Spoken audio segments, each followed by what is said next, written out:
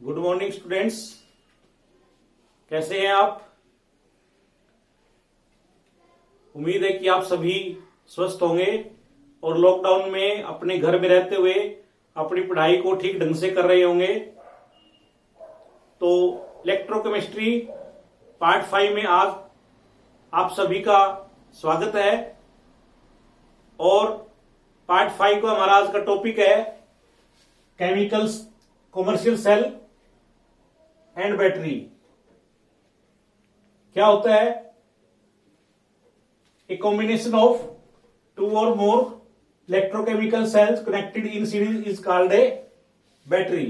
यानी कि जब हम दो या दो से अधिक सेलों को सीरीज में कनेक्ट कर देते हैं तो उसको बैटरी बोल देते हैं। ये इसकी डेफिनेशन हम ऐसे ही कह सकते हैं, these are the cells which can convert chemical energy of redox reaction into electrical energy.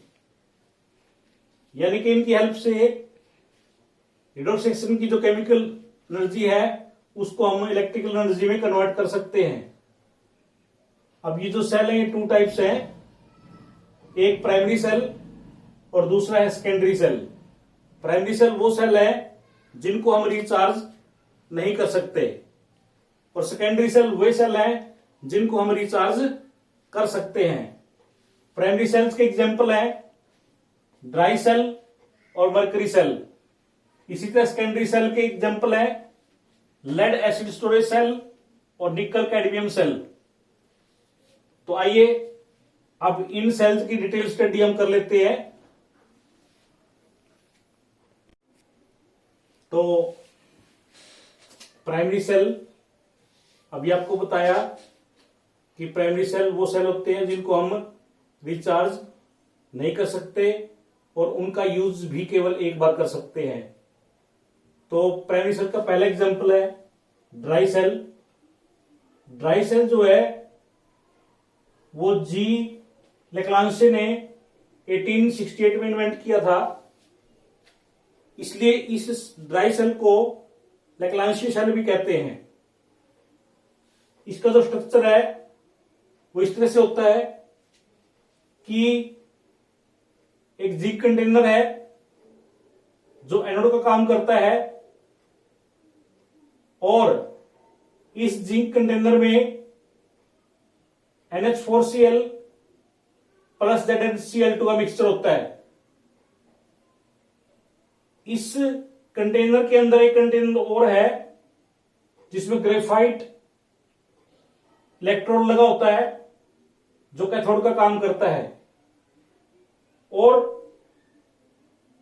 इसमें जो कंटेनर है इस कंटेनर में MnO2 और कार्बन का मिक्सचर है। इस पूरे जो आउटर इसकी लेयर है जिंक कंटेनर, इसको कार्डबोर्ड से कवर किया जाता है ताकि प्रिवेंट हो सके एटमॉस्फेरिक ऑक्सीडेशन से। तो हम बाहर से इसको कार्डबोर्ड से कवर कर देते हैं ताकि एटमॉस्फेरिक ऑक्सीडेशन ना हो सके। तो इसमें ड्राई सेल में जो रिएक्शन है वो इस प्रकार चलती है। एनोड पर ऑक्सीडेशन होता है, जिंक जो है जिंक आयन में इलेक्ट्रॉन लूज करके जिंक आयन में कन्वर्ट हो जाता है और कैथोड पर रिडक्शन होता है। यहां पर जो मैग्नीज है वो +4 ऑक्सीडेशन स्टेट से +3 ऑक्सीडेशन स्टेट में जाता है, तो रिड्यूस हो रहा है, इस पर रिडक्शन हो रहा है। तो ये इस सेल में ऑक्सीडेशन और रिडक्शन रिएक्शन चलती है जिससे रिडॉक्स रिएक्शन से जो केमिकल एनर्जी है वो इलेक्ट्रिकल एनर्जी में कन्वर्ट हो जाती है जिससे कि सेल काम करता है। और इस सेल की जो वोल्टेज है 1.2 वोल्ट से 1.5 वोल्ट तक होती है। आपने ये सेल सभी ने अपने घरों में देखा होगा और डेली यूज में इसका हम प्रयोग करते हैं। इसके यूजेस हैं टॉयज में, क्लॉक्स में, टॉर्च में, टेप रिकॉर्डर में और रेडियो में। अब ड्राई सेल में ये क्वेश्चन अराइज होता है कि why this cell become dead even if it is not in use. तो आंसर ये है कि इसके अंदर अमोनियम क्लोराइड होता है, जो मिक्सचर है उस मिक्सचर में अमोनियम क्लोराइड है, और ammonium chloride acidic in nature है, जिससे कि वो जिंक कंटेनर को करोड कर देता है और causing holes and leakage in the zinc container, जिससे कि ये सेल काम करना बंद कर देता है। अब नेक्स्ट जो प्राइमरी सेल है उसका नेक्स्ट एग्जांपल है mercury cell, Ruben Mallory cell, और इसको बटन सेल भी कहते हैं। ये सभी आपने ये सेल देखे होंगे, घड़ियों के अंदर इनका आजकल सभी घड़ियों में इनका प्रयोग होता है।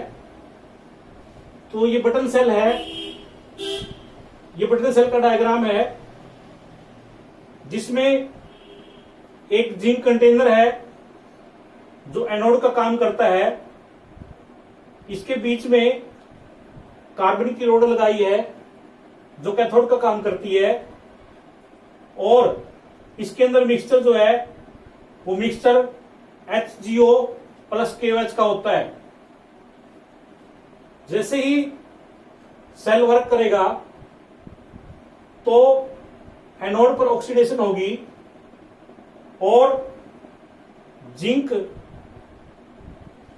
OH आयन के साथ रिएक्ट होकर zinc oxide water plus 2 electron में कन्वर्ट हो जाएगा, और कैथोड पर रिडक्शन होगी, HgO इलेक्ट्रॉन लेगा और वो Hg में कन्वर्ट हो जाएगा। और यदि इसकी ओवरऑल रिएक्शन देखें तो ओवरऑल रिएक्शन जो इसकी होगी सेल की, बटन सेल की overall reaction zinc Zn plus HgO to form zinc oxide ZnO plus mercury Hg। अब आप देख रहे होंगे कि ओवरऑल रिएक्शन में कहीं पर भी आयन इन्वॉल्व नहीं होते और कहीं पर भी उन आयंस की कंसंट्रेशन जो है चेंज नहीं हो रही। तो जिससे कि आयन की कंसंट्रेशन चेंज ना होने से तो ये सेल ऐसा सेल है button cell gives constant voltage throughout the life, और इसकी जो वोल्टेज है थ्रू आउट द लाइफ वो 1.35 वोल्ट रहती है। जब तक ये काम करेगा तो इतनी वोल्टेज देता रहेगा। और इसके अब यूजेस है तो स्मॉल इलेक्ट्रिकल सर्किट्स में इनका यूज करते हैं इस सेल का, जैसे कि hearing aids, watches, cameras etcetera. तो नेक्स्ट हमारा है सेकेंडरी सेल, और सेकेंडरी सेल वे सेल होते हैं जिनको हम रिचार्ज कर सकते हैं, इसलिए इन सेल को स्टोरेज सेल या एक्यूमुलेटर्स भी कहते हैं।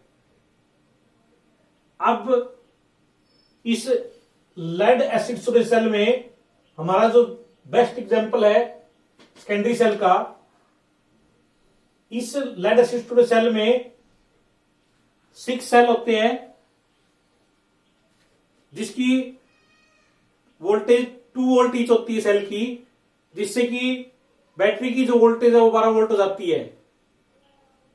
और इस सेल का जो स्ट्रक्चर है लेड एसिड स्टोरेज सेल का, एक कंटेनर है, उस कंटेनर में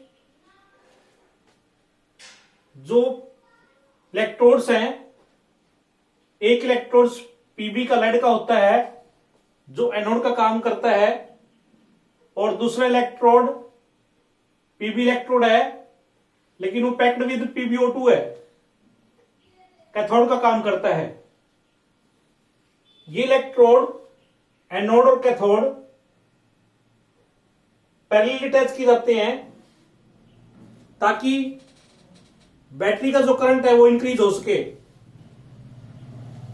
और इसमें डाइल्यूट H2SO4 इलेक्ट्रोलाइट का काम करता है, जो कि 38% बाई मास, हैविंग डेंसिटी 1.30 ग्राम पर सेंटीमीटर क्यूब होता है। अब ये जो इलेक्ट्रोड है, कैथोड एनोड इलेक्ट्रोड, ये वुडन शीट या फाइबर थिन शीट के द्वारा सेपरेट किए जाते हैं। तो जैसे ही सेल वर्क करेगा तो डिस्चार्ज होगा, और डिस्चार्ज होगा तो एनोड कैथोड पर ये रिएक्शन होंगी। तो ड्यूरिंग द डिस्चार्ज एनोड पर ऑक्सीडेशन होगी, और पीबी जो है सल्फेट आयन के साथ रिएक्ट होके लेड सल्फेट और इलेक्ट्रॉन लूज करेगा। इसी तरह कैथोड पर जो लेड है वो +4 ऑक्सीडेशन स्टेट से +2 ऑक्सीडेशन स्टेट में जाएगा, रिडक्शन होगी। इस तरह से ड्यूरिंग डिस्चार्ज एनोड और कैथोड पर ये रिएक्शन होती रहेंगी और सेल जो है वर्क करता रहेगा। जब हम इसको रिचार्ज करेंगे, सेल को जब हम रिचार्ज करते हैं, तो रिचार्ज करते हुए आप देख रहे होंगे कि जो एनोड पर डिस्चार्ज में जो एनोड पर रिएक्शन हुई थी, रिचार्ज में वही रिएक्शन जो है रिवर्स हो जाती है। यानी कि एनोड पे जो प्रोडक्ट था वो रिचार्ज में रिएक्टेंट में कन्वर्ट हो जाता है, और इसी तरह कैथोड पर जो डिस्चार्ज वाली जो रिएक्शन है वो रिचार्ज में वो रिवर्स हो जाती है। इस तरह से ये सेल डिस्चार्ज और रिचार्ज होता रहता है और काम करता रहता है। इसके यूजेज हैं कार में, बसेस में, ट्रक में हम इसका यूज करते हैं, और होम इन्वर्टर्स में भी हम इसका यूज करते हैं। अब आपने सभी ने देखा होगा, घरों के अंदर इन्वर्टर में हम वाटर ऐड करते हैं, और वाटर भी जो हमने ऐड करना है वो आरओ वाटर या डिस्टिल्ड वाटर हम इसके अंदर ऐड करते हैं। वो क्यों किया जाता है? क्योंकि जो वाटर है जब सेल काम करेगा तो हाइड्रोजन गैस और ऑक्सीजन गैस में कन्वर्ट हो जाएगा, और हाइड्रोजन गैस और ऑक्सीजन गैस सेल से ऑपरेट हो जाती है, जिससे कि सेल के अंदर इसका लेवल, जो वाटर का लेवल है वो कम हो जाता है। और फिर हम इसके अंदर आरओ वाटर ऐड करते हैं। आरओ वाटर इसलिए ऐड किया जाता है क्योंकि इस वाटर के अंदर मिनरल्स और साल्ट जो है वो कम होते हैं। यदि हम कोई ऐसा वाटर ऐड कर दें जिसमें मिनरल्स और साल्ट ज्यादा हो, तो वो वाटर इस इलेक्ट्रोड के ऊपर लेयर बना लेगा। जो सेल के अंदर इलेक्ट्रोड है उनके ऊपर लेयर बन जाएगी, जिससे कि इस सेल की या बैटरी की जो एफिशिएंसी है वो घट जाएगी, और जो सेल है उसका लाइफ साइकिल जो है वो कम हो जाएगा, और ये सेल जो है जल्दी काम करना बंद कर देगा। तो सेकेंडरी सेल का नेक्स्ट एग्जांपल है nickel cadmium cell. Nickel cadmium cell जो है वो एक रिचार्जेबल सेल है। जैसा कि आपको पहले बताया था कि सेकेंडरी सेल वो सेल हैं जिनको हम रिचार्ज कर सकते हैं। तो ये जो सेल है निकल कैडमियम सेल, ये रिचार्जेबल सेल है, और ये जो सेल है ये स्मॉल होता है, लाइटर होता है, और इसका लॉन्गर लाइफ होता है लेड स्टोरेज सेल के कंपैरिजन में। लेड स्टोरेज सेल जो है थोड़ा हैवी है, और ये जो सेल है निकल कैडमियम सेल, ये स्मॉल है, लाइटर है, और इसका लॉन्ग लाइफ है। परंतु ये सेल जो है मोर एक्सपेंसिव है, महंगा है। इस सेल में कैडमियम जो इलेक्ट्रोड है वो एनोड का काम करता है, और निकल इलेक्ट्रोड पैक्ड विद NiO2 वो कैथोड का काम करता है, और KOH सॉल्यूशन इलेक्ट्रोलाइट का काम करता है। जैसे ही सेल काम करेगा, as the cell will be work, anode पर जो है ये रिएक्शन होगी, कैडमियम जो है हाइड्रोक्साइड आयन के साथ रिएक्ट होके कैडमियम ऑक्साइड वाटर में कन्वर्ट हो जाएगा और 2 इलेक्ट्रॉन लूज करेगा, और कैथोड पर रिडक्शन होगी, निकल जो है +4 ऑक्सीडेशन स्टेट से 0 ऑक्सीडेशन स्टेट में जाएगा, और इस तरह से कैथोड पर ये निकल ऑक्साइड इलेक्ट्रॉन गेन करके निकल मेटल में कन्वर्ट हो जाएगा। अब आप देख रहे होंगे कि इन दोनों रिएक्शंस में कहीं पर भी गैसेस प्रोडक्ट का फॉर्मेशन नहीं है, कोई गैसेस प्रोडक्ट नहीं बन रहा, और जो प्रोडक्ट हैं इसमें जो बनते हैं ये प्रोडक्ट जो है इलेक्ट्रोड के साथ स्टिक रहते हैं, जिससे कि इस सेल को हम सील कर सकते हैं। तो सेल कैन बी सील्ड, और ये जो सेल है ये 1.4 वोल्ट पोटेंशियल हमें देता है। अब इसके यूजेस, इस सेल के जो यूजेस हैं, एक तो अभी आपको बताया कि ये लॉन्गर लाइफ सेल कराता है, स्मॉलर है, लाइटर है, इजिली पोर्टेबल है, इसलिए जो है ये सेल जो है कोडलेस एप्लायंसेस, ऐसे एप्लायंसेस जिनमें वायर नहीं होती वहां इसका यूज करते हैं, जैसे कि फोन में, पेजर्स में और लैपटॉप में हम इस सेल का यूज कर सकते हैं। नेक्स्ट हमारा है फ्यूल सेल। फ्यूल सेल क्या होता है? Fuel cell, the cell in which combustion energy of the fuel is directly converted into electrical energy। Fuel cell का जो बेस्ट एग्जांपल है वो हाइड्रोजन ऑक्सीजन फ्यूल सेल है। इस हाइड्रोजन ऑक्सीजन फ्यूल सेल में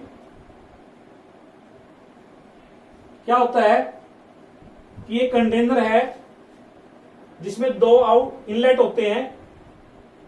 इस कंटेनर में 2 इनलेट हैं, एक हाइड्रोजन के लिए और एक ऑक्सीजन के लिए, और एक आउटलेट होता है जो वाटर के लिए होता है। और इस कंटेनर में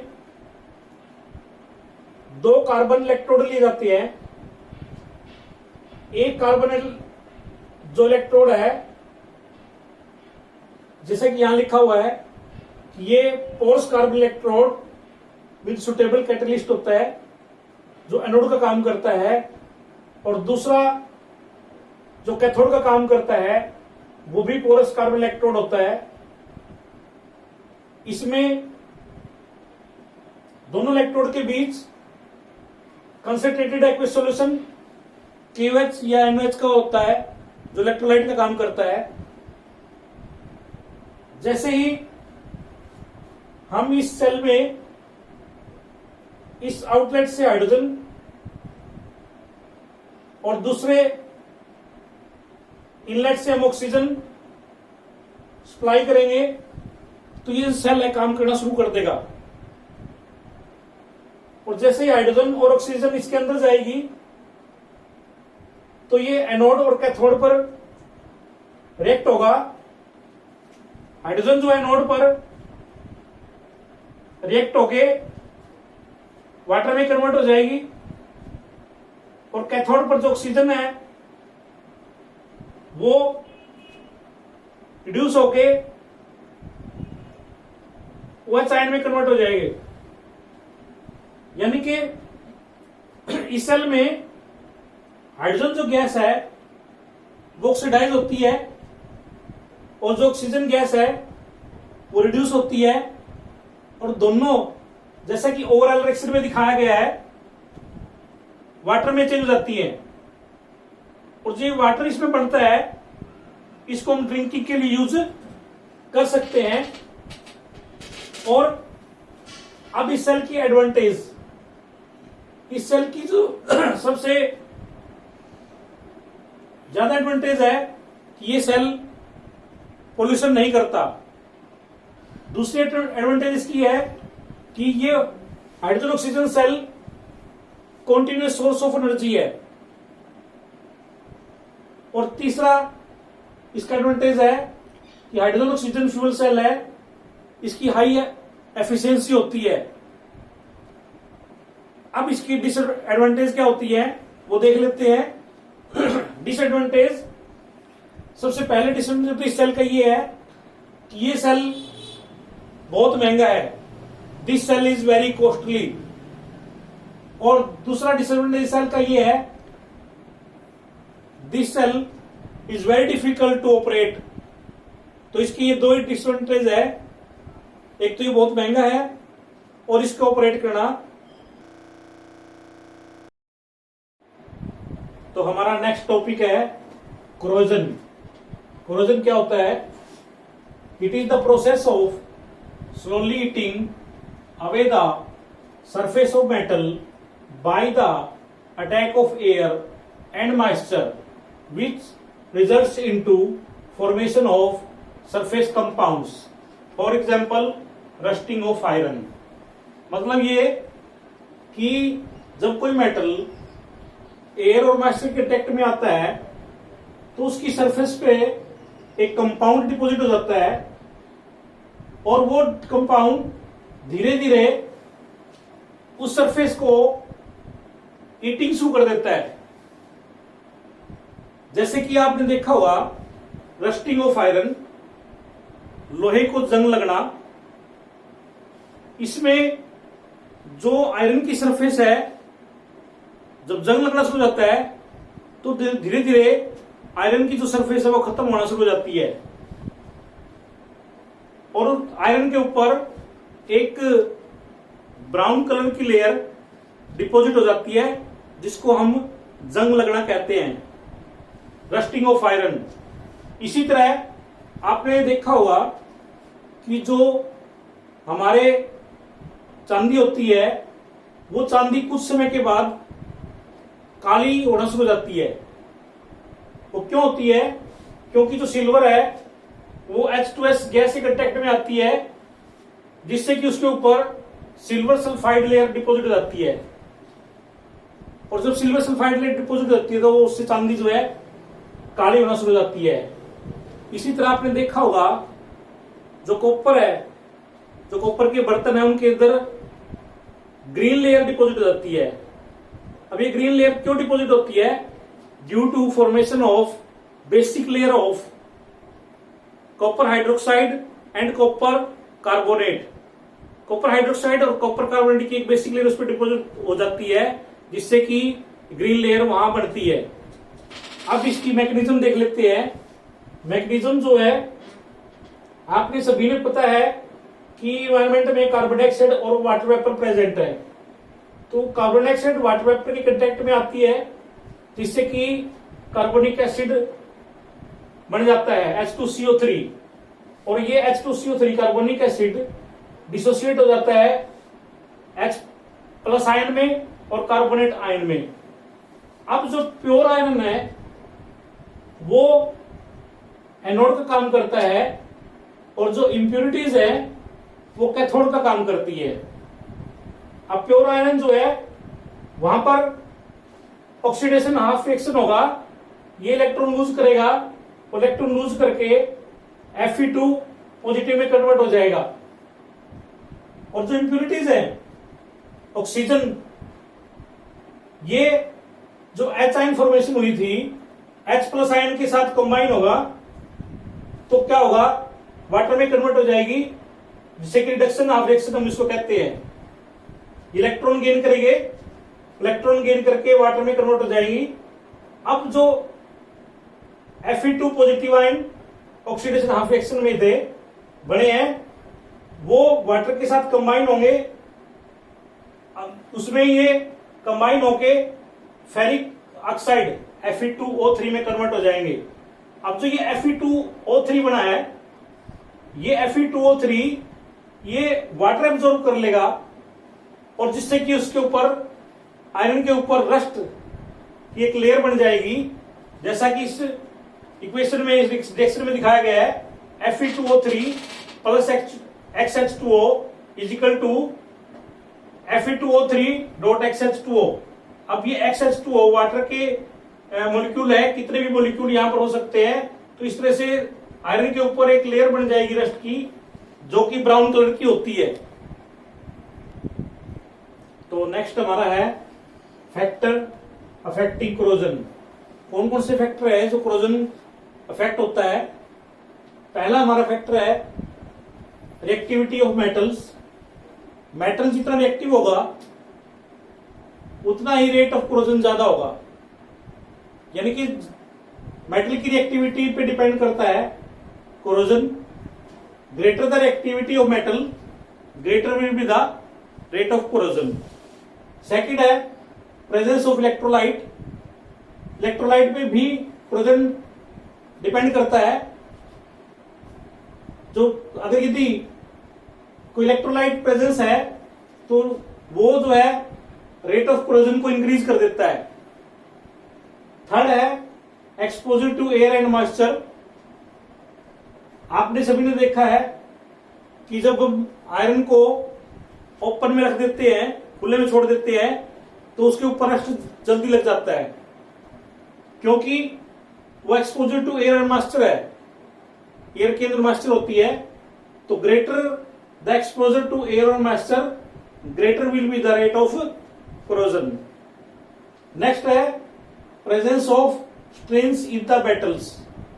मेटल्स में यदि कोई स्ट्रेन्स है, बैंड्स हैं, स्क्रैचेस हैं, निक्स एंड कट्स यदि मेटल के अंदर है, तो ऐसे जगह पर जो कोरोजन है वो रेपिडली होता है।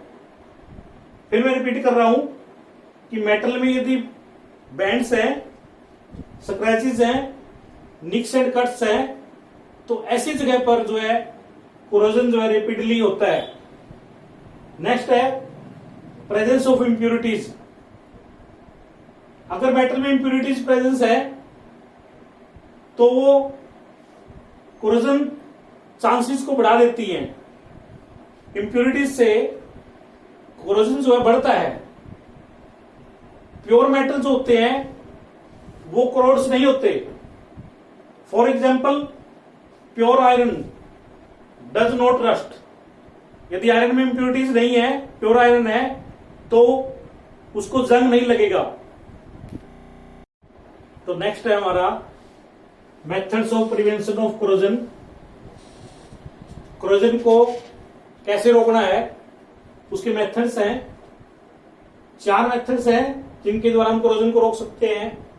पहला मेथड है बैरियर प्रोटेक्शन, दूसरा है सैक्रिफिशियल प्रोटेक्शन, तीसरा है कैथोडिक प्रोटेक्शन, और चौथा है यूजिंग एंटी रस्ट सॉल्यूशन।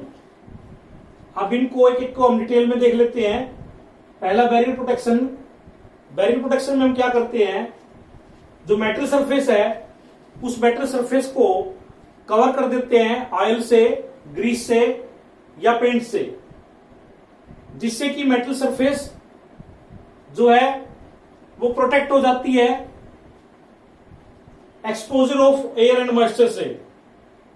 यानी कि हम मेटल सरफेस और एयर और मॉइस्चर एक्सपोजर के बीच में एक बैरियर बना देते हैं। किसका? या तो ऑयल का, या ग्रीस का, या पेंट का, जिससे कि मेटल सरफेस जो है वो क्रोड होने से प्रिवेंट हो जाती है। एग्जाम्पल आपने देखे हैं डेली लाइफ में, व्हीकल्स को हम पेंट करते हैं। इसी तरह मैनी डेकोरेटिव पीस जो होते हैं, बहुत सारे डेकोरेटिव पीस, उनके ऊपर इलेक्ट्रोप्लेटिंग करते हैं क्रोमियम और एल्यूमिनियम की। अब जब डेकोरेटिव पीस के ऊपर एक लेयर बना दी क्रोमियम या एल्यूमिनियम की, तो उससे क्या होगा, एक तो वो कोरोड होने से बच जाएगा, दूसरा ये कि उसके अंदर ब्राइटनेस आ जाएगी। इस तरह से हम बैरियर प्रोटेक्शन से मेटल्स को कोरोड होने से प्रिवेंट करते हैं। इसी दूसरा मेथड है सैक्रिफिशियल प्रोटेक्शन। सैक्रिफिशियल प्रोटेक्शन में क्या करते हैं कि आयरन जो है वो coated with more reactive metals like zinc, aluminium etcetera. यानी कि आयरन को कोरोड होने से बचाने के लिए हम क्या करते हैं, उसके ऊपर जिंक या एल्यूमिनियम की एक लेयर बना देते हैं। और जब ये लेयर बन जाती है या कोटिंग इसको भी हम कह सकते हैं, तो coating is called galvanisation and such iron is called galvanized iron. This iron has luster due to formation of invisible layer of basic zinc carbonate and zinc hydroxide. यानी कि हमने यहां पर अब जिंक को बलि चढ़ा दिया आयरन को प्रोटेक्ट करने के लिए। अब इलेक्ट्रोकेमिकल सीरीज से हम देखें तो जिंक की जो ई नोट वैल्यू है वो -0.76 वोल्ट है और आयरन की ई नोट वैल्यू है -0.44 वोल्ट। तो इससे क्या पता लगा, इससे पता लगा कि E nought value of zinc is more negative. अब मोर नेगेटिव, जब E nought value more negative है तो it means metal is more reactive. तो यहां पर दोनों कंपैरिजन करें तो zinc is more reactive and oxidise in preference to iron. तो यहां जो है जो जिंक लेयर है या जिंक की जो कोटिंग है वो आयरन को कोरोड होने से प्रोटेक्ट करती है। तो नेक्स्ट हमारा मेथड है कैथोडिक प्रोटेक्शन। कैथोडिक प्रोटेक्शन में जिस मेटल को हमने कोरोड से प्रोटेक्ट करना है उस मेटल को हम टाई अप कर देते हैं मैग्नीशियम ब्लॉक के साथ। जैसा कि डायग्राम में दिखाया गया है, ये एक मेटल पाइप है। इस मेटल पाइप को मैग्नीशियम ब्लॉक के साथ टाई अप किया गया है।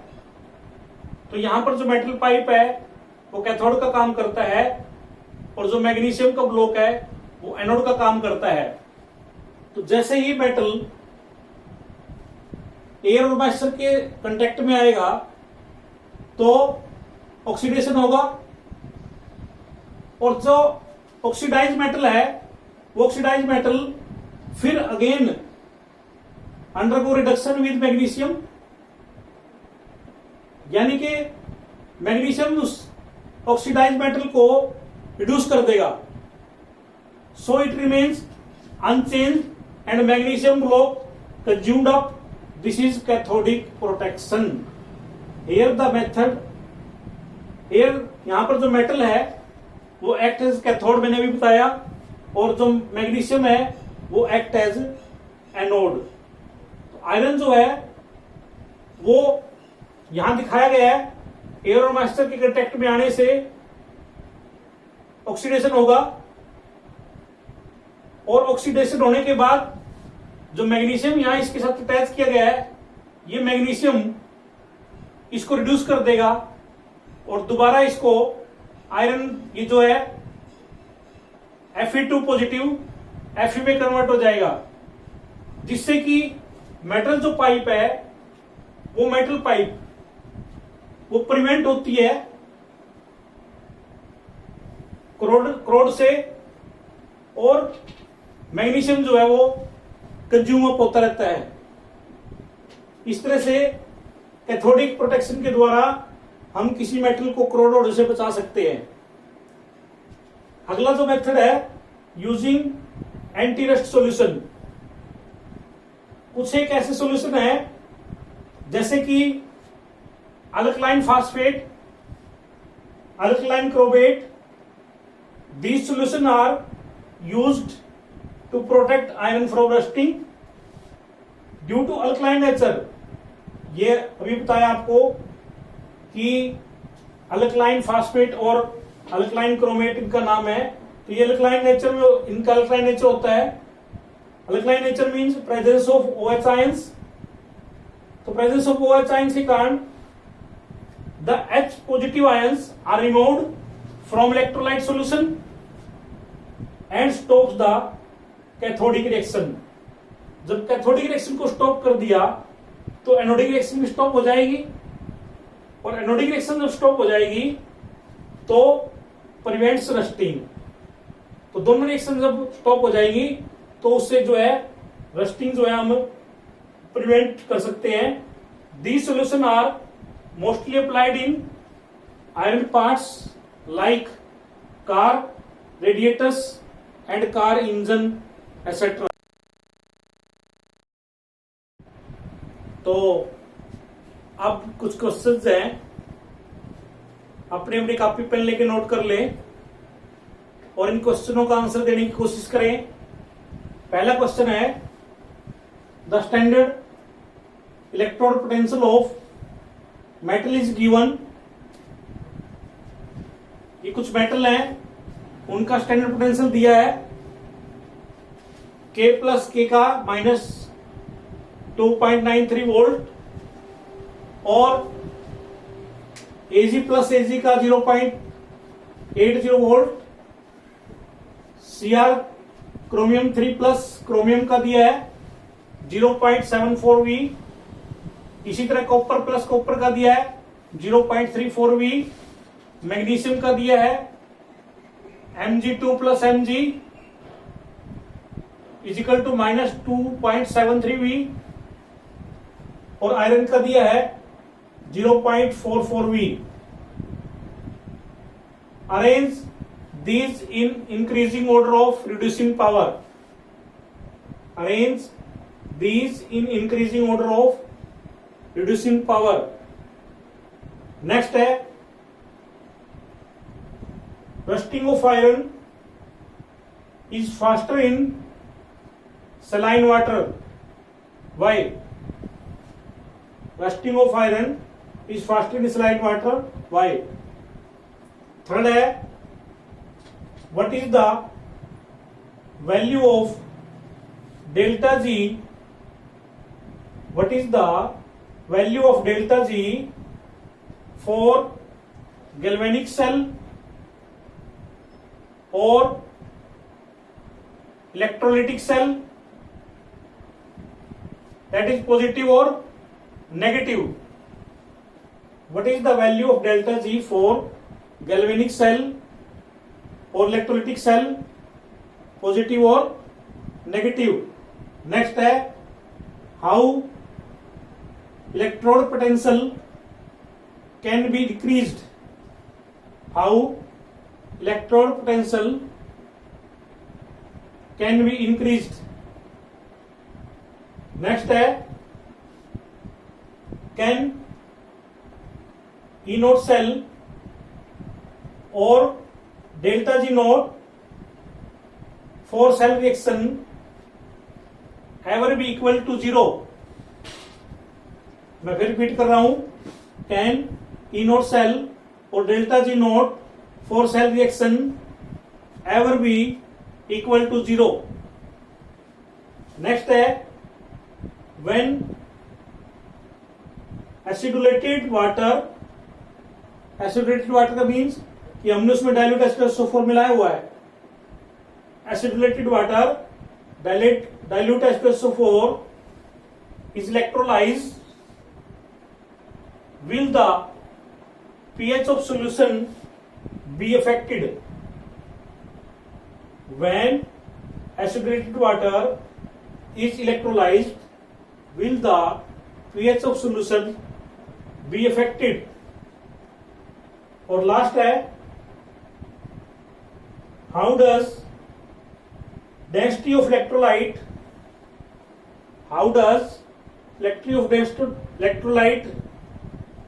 changes when lead storage battery is discharged?